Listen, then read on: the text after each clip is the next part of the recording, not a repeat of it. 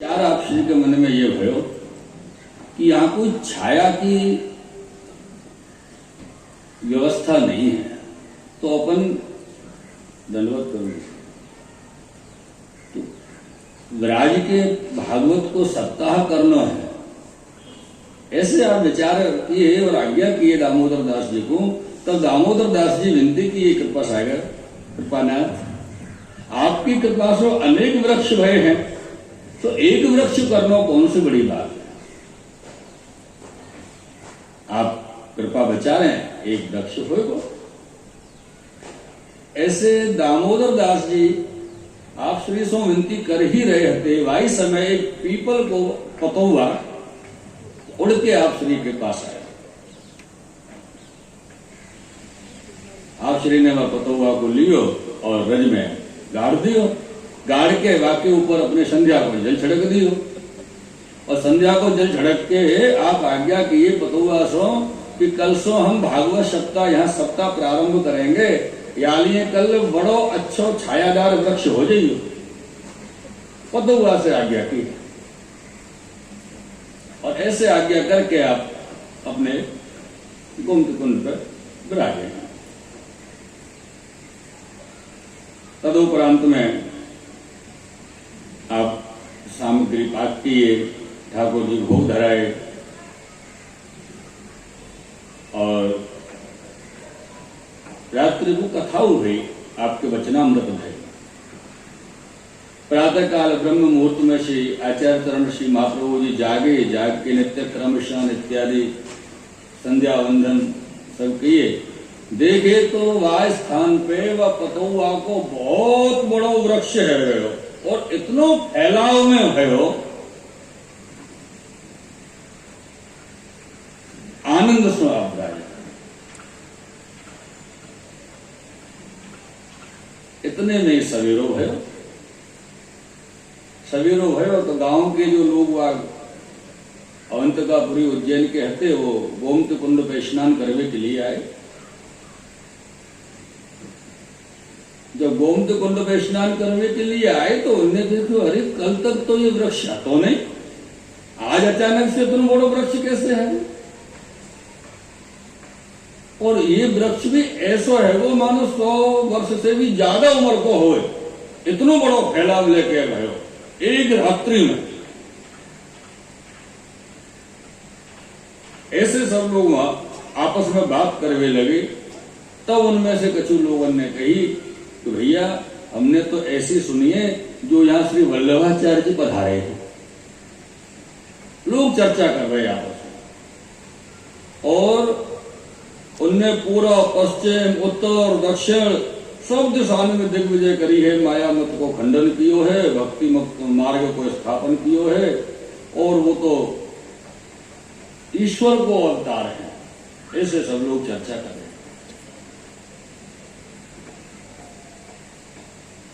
नहीं तो ईश्वर बिना एक रात्रि में इतना बड़ो वृक्ष कौन करा। ये वृक्ष उनने ही कियो है। सब लोग आपस में बात कर रहे हैं, अपने अपने विचार व्यक्त कर रहे हैं वहां पर। और ये वो सुनी है कि उनको जो प्रागट्य है वो अग्नि कुंड से भयो। और ऐसे ऐसी बात जब निकल के आ रही तो एक अलग प्रकार के भाव सबके मन में उत्पन्न भय। और वह जगह उज्जैन में जो मायावादी हते पंडित लोग, पंडित जन, उनने श्री महाप्रभु जी के विषय में ये सब बात सुनी और उनके मन में भय भय डर घुस गए। उनसे हम कहा बात करेंगे। मानो हम उनसे बात करवे चले भी और कोई बात अपनी ऐसी निकल गई कि उनको अच्छी नहीं लगी तो उनने हमको भस्म करने में देर न लगेगी। जो एक रात में इतना बड़ा वृक्ष कर सके वो भस्म भी कर सके, ऐसा भय वहां के पंडितन में है। इतने सामर्थ्यमान है, डर गए वहां के सब पंडित, भय पाए और मन में विचार किया जो भैया जीवित रहना चाहो तो या अवंतिकापुरी को छोड़ के भाग चलो,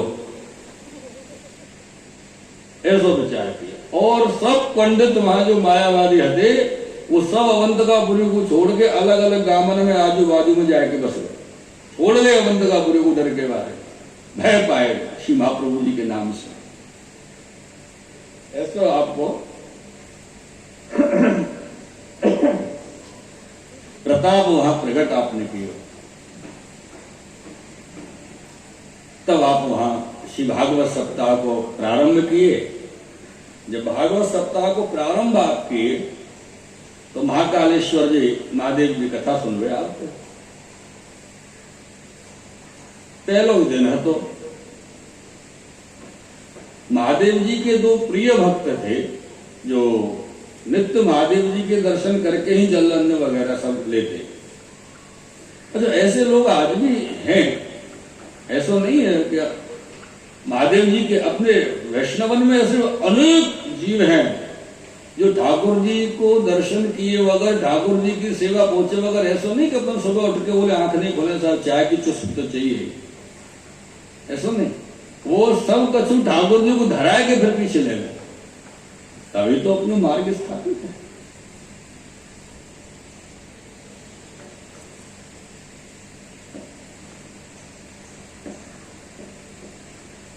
एक व्यक्ति है शैव से, उनको भक्ति भाव है तो शिव जी के प्रति, तो उनने वो एक दिन गुरुदेव के यहाँ पधारे तो गुरुदेव ने कही कि कछु कनिका प्रसाद, तो बोले नहीं हम विष्णु को प्रसाद नहीं लाए। ऐसे ऐसे लोग उनकी दृढ़ता दे दो, ठाकुर जी के प्रसाद के लिए बोले हम विष्णु को उच्छिष्ट नहीं ले, हम तो शिव को, उनकी निष्ठा। ऐसे व्यक्ति भूतल पे हैं। और सनातन की अपन बात करें तो ऐसे व्यक्ति की आवश्यकता है। तो यहां ये जो दो भक्त आते हैं, ये बेचारे दिन भर सुबह से मंदिर में जो महाकाल के में बैठे हुए कि पता नहीं आज तो महाकाल जी कहाँ पधारे।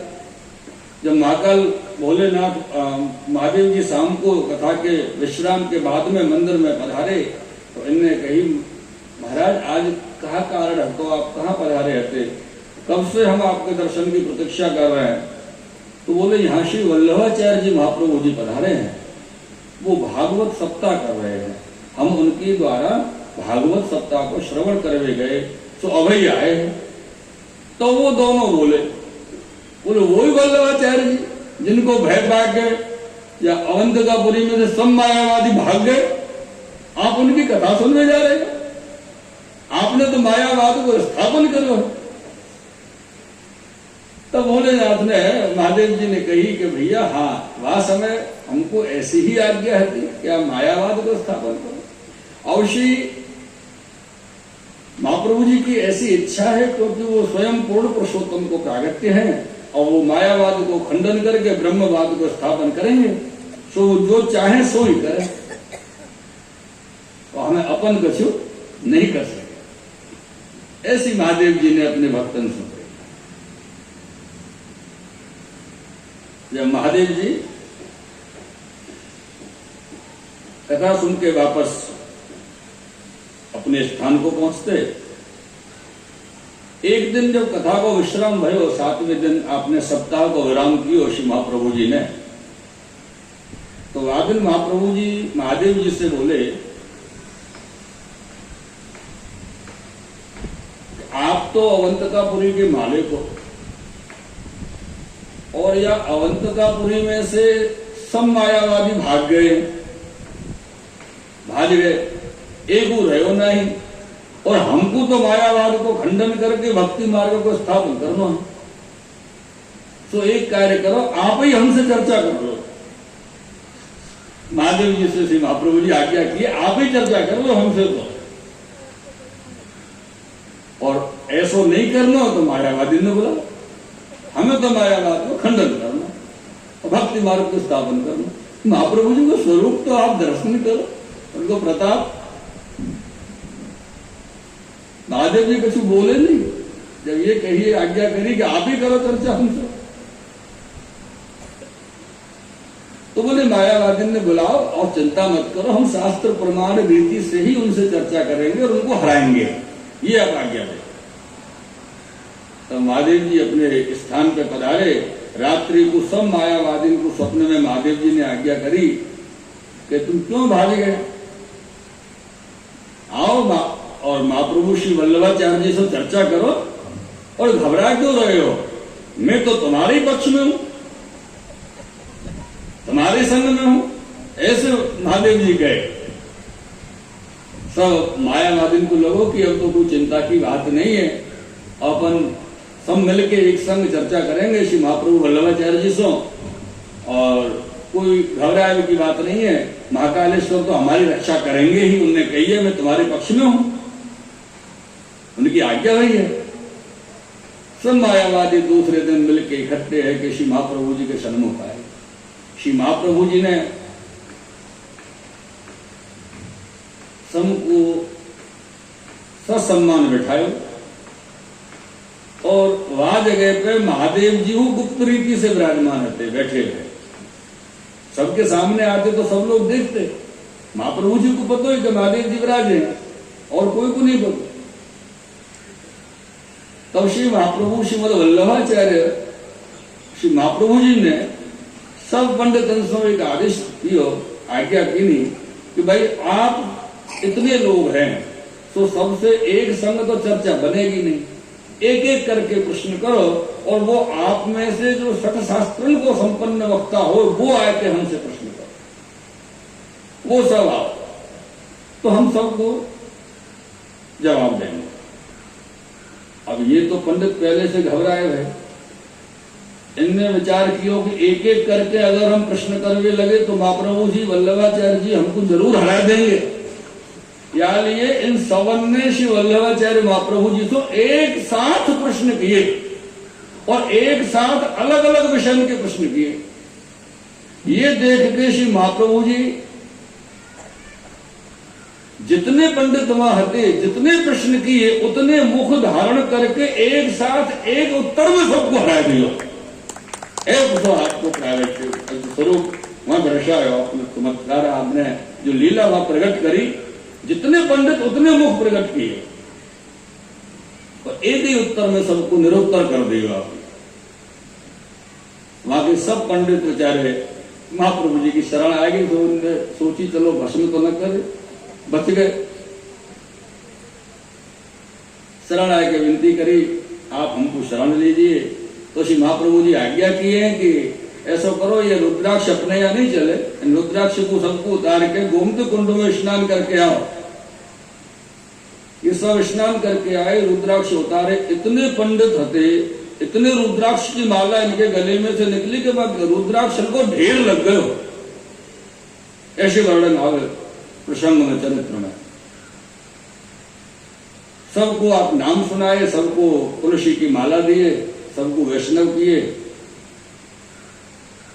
और तब वो सब पंडितों ने श्री आचार्य चरण श्री महाप्रभु जी के सन्मुख विनती करियो, खूब जय जयकार आपको कियो। जय जय जगदाधार जन उद्धारक जगत गुरु, बागपति परम उदार दीन बंधु जन दुख हरण। उनको मन में जो भय था भाव को आपने हरण कर लियो, दुख हरण। तब वो सब पंडित कहे कि महाराज हम तो अब तक पता नहीं कहां भटक रहे, आपकी कृपा से हमको श्री कृष्णचंद्र के अवतार, आपको वेद शास्त्र जिनको निरूपण करते हैं ऐसे कृष्णचंद्र के अवतार आपको दर्शन आज हमको है। ऐसे कहे के बेचारे सब पंडित अपने अपने घर को शांति से, प्रेम से, उत्साह पूर्वक वापस गए। तब महादेव जी ने महाप्रभु जी से कही आपने तो आज्ञा करी कि वेद शास्त्र की रीति से हराएंगे, तो आपने तो ईश्वरता दिखाई, इतने मुख धारण किए अपने श्री मुखारविंद, ऐसा क्यों किया आपने? तब श्री महाप्रभु जी आज्ञा किए, महादेव जी से कहे ये बहुत पुरानी कथा है। एक समय श्री रामानुजाचार्य जी दिग्विजय करके काशी पधारे थे और काशी में उनको वाद शंकराचार्य जी से भयो। और शंकराचार्य जी तो आपको ही अवतार है, शंकर जी को, और आपको 5 मुख को अधिकार है। शंकर जी 5 मुख धारण कर सके, ज्यादा नहीं। तो जब चर्चा भई और इनने कही कि आप कछु कहो, रामानुजाचार्य जी ने कही, तो शंकराचार्य जी ने एक संग 5 मुख धारण करके 5 प्रकार के प्रश्न कर दिए रामानुजाचार्य जी के सामने। लेकिन रामानुजाचार्य जी तो शेषनाग को प्रागट है, उनको तो सहस्त्र मुख को अधिकार है। तो रामानुजाचार्य जी ने सहस्त्र मुख करके प्रश्न को उत्तर दिए और एक बार में ही शंकराचार्य जी को निरुत्तर कर दिया। आप तो यहीं हटे ना, आपने देखी, हमने कही, एक एक करके बोली हो। जब वो एक करके नहीं बोले, इकट्ठे एक संग सबने प्रश्न किए, तो हमको सबको एक बार में जवाब देना हो। तो फिर हमसे कह रहे हो, आप क्यों कह रहे हो कि आपने ईश्वरता क्यों दिखाई?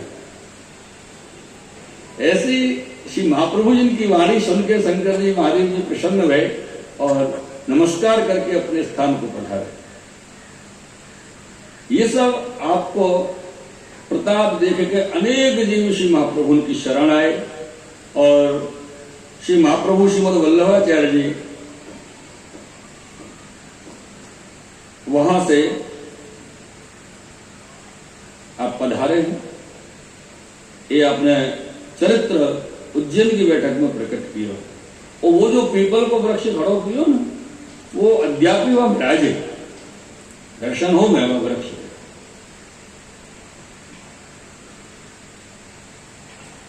ऐसे आप वो चरित्र आप प्रकट किए हैं अवंतकापुरी की बैठक में। तो आप और हम सब मिलकर श्री अवंतकापुरी में चल के, क्योंकि अवंतकापुरी में श्री ठाकुर जी की शिक्षा को स्थान भी है। सांदीपनी जी से वही शिक्षा ग्रहण की है श्री ठाकुर जी।